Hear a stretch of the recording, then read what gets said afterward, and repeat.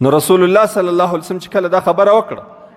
صحابه کرامو د جهنم او د جنت خبره چې رسول الله صلی الله علیه وسلم الله رب العزت نن ماته داسې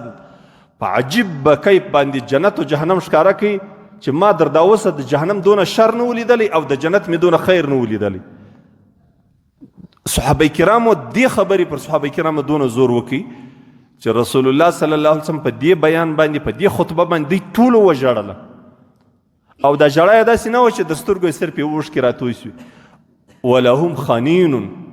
حدیث شریف کې دا رقم تورې راځي ولهم خنین، د دې دپاره یو قسم اواز یې د ژړا ده چې د سړي د پزې سه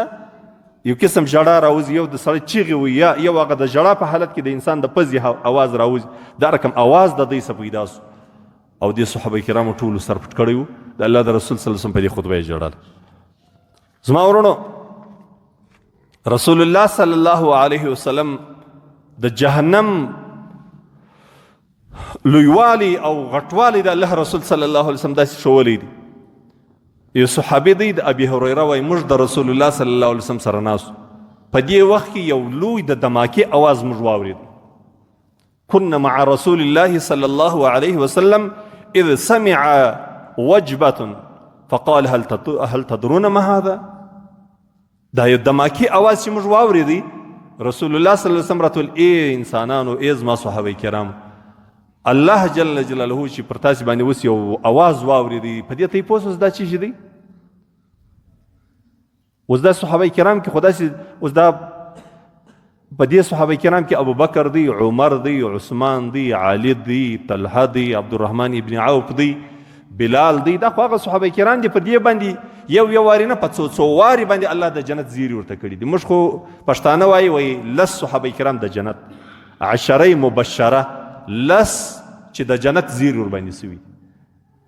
نه، لس صحابه کرام نه دي، د په زرونو دي. اوس بلال ته رسول الله صلی الله علیه وسلم وایي ستا د چوټو کښارې مې ستا د چوټو یا د بوټو کړپۍ مې دربۍ مې کښارې مې په جنت کې اورېدی در ځان له مخه، خو د جنت زیری دی. او د یو صحابي په باره کې رسول الله صلی الله علیه وسلم 3 وارې دا ویل دي اوس به یو سړی راسي دا د اهل جنت څه دی، اوس به یو سړی راسي بله ورځ بیا وایي دا د اهل جنت څه دی، 3 ورځې یو صحابي راځي، نو دا د جنت زیری نه دی. دا بلال ته د جنت زیری نه الله د الله رسول نه کوي ور، دا موږ چې عشره مبشره وایي دا صرف د یو روایت په یو روایت کې لس نومانه د الله رسول ذکر کړي دي، نو موږ عشره مبشره وایي. کنه اس خو صحابه کرام کې ډېر صحابه کرامو د جنت زیری سوي. ما درته ویل د بدرینو دا تقریبا ټوله جنتیان بدرین صحابه کرام. نو رسول الله صلی الله علیه وسلم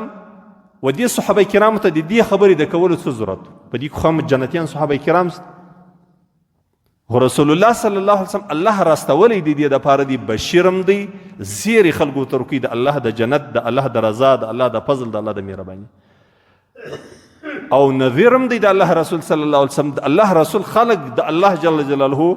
د نافرمانی څخه خلق راګرځي او بیرئی چې په دې باندې الله عذاب درکړي. نو ځکه رسول الله صلی الله علیه وسلم دلته دا ورته دا لوی درب یا دا لوی اواز دا یا لوی دماکه چې وصل دا اواز ته واورېد ته په دې باندې پوز دا څه شي دي؟ صحابه کرام ورته ویل الله ورسول اعلم، الله د الله رسول په دې ښه خبر، موږ ته دا ځای نسو معلوم. رسول الله صلی الله علیه وسلم قال هذا حجر رمي به في النار منذ 70 خريفا. ای خلقو الله جل جلاله دا ځای ته تشوي او یا کال لمخ الله رب العزت یو ډبره یو صخره یو کاڼی الله و جهنم ته وغورځوي او یا کال بعد دا د جهنم و قعر ته و بیخ ته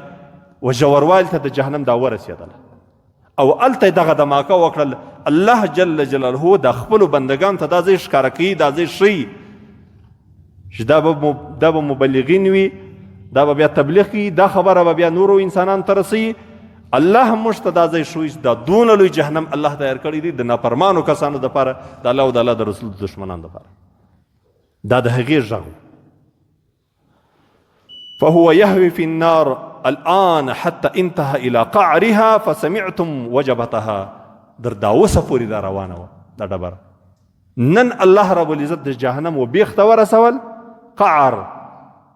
د جهنم یعنی بیخ د جهنم ته الله ورسول او د هغې دماکه او اواز یو الله رب العزت په تاسې باندې واورېد.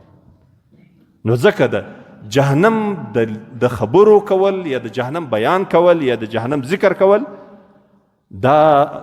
د دې دپاره نه دی چې اسې موږ ټیم په خلکو باندې پاسوو یا زموږ او ستاسې مذهب یا دین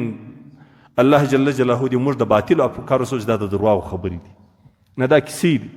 نه زما دا د الله سره ما د عزم کړی دی، د اراده ما کړې ده چې زه به د الله دین صفا خلاصه په صحیح روایاتو باندې بیانوم. دا زما عزم اراده ده چې له دې منبره به زه صحیح روایت وایم. په لکونو روایت دي خو صحیح روایت چې د امت د ټول امت پر اتفاق باندې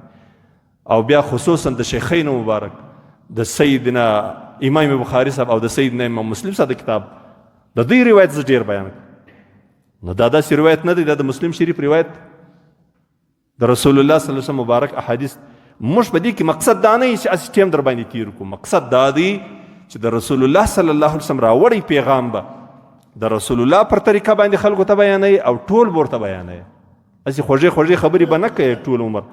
بالکل د الله رسول صلی الله علیه وسلم موږ ته زیرې راکړي بار خو د زیرې خپل ځای د خوف او د بیرې د ځان د راګرځولو د نفس او د خواهشاتو څخه ځان راګرځول هغه به ورته بیانوي. نو دا دین دا رقم دین دی. نو د مؤمن به هم امید وي د الله جل جلاله د رحم د مهرباني او د جنت، او هم به مؤمن هر ثانیه او هر غړی هر وخت به د مؤمن خوف او بیره دی چې زما په بدو اعمالو باندې بده نتیجه تړلې ده. الله جل جلاله دې موږ او تاسې د الله د دین خلق کی، الله دې موږ او تاسې ته د الله او د الله د رسول محبت په زړه کې راواچي.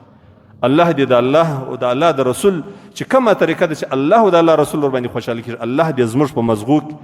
زموږ په وینه کې په هر ساز کې د الله د دې محبت پیدا کړي چې موږ د الله او د الله د رسول الله خپل کو.